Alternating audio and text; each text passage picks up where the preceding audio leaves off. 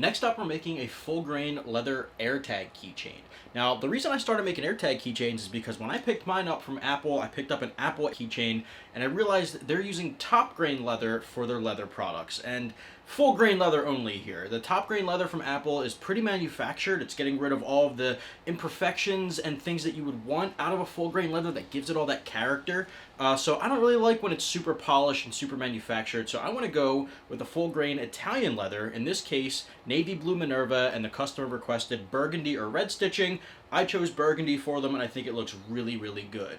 Now, this full grain leather, the navy blue, is brand new to the website. It's just hitting as this video drops. So if you want to get one of the first ones made of the navy blue, make sure you check that out in the description. With that said, I'm going to walk you through every step of this process. Let's get started.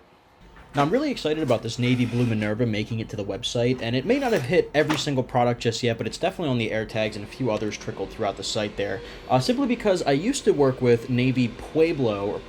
I got a lot of shit for the last time I said that word on this channel, but the navy Pueblo I'm trying to, kind of phase out. Pueblo is a really popular leather, and the Minerva I really pride myself on using because it's a little bit more unique in the industry, and not saying I'm the only person who uses it, but it stands out a little bit more than some of the leathers that you find kind of all over the place.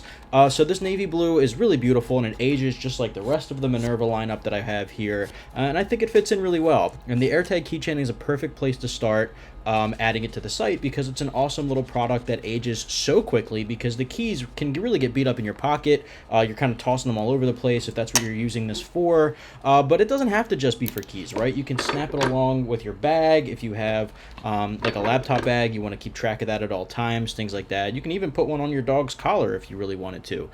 So a lot of uses for this in my opinion, and I know the Apple AirTags get some hate out there, but personally I think it's been a really great product, and it seems to be pretty popular among the people shopping at 80 Proof Goods. So with that said, all of it's kind of assembled at this point. I rambled on, but here we are hand stitching it with Burgundy. Now, I know a lot of the channel here, you see me stitching with my Cobra Class 26, but I still do hand stitch a lot of the smaller products, like my 5-pocket wallet, the AirTag keychains, of course, Apple Watch bands, and things like that.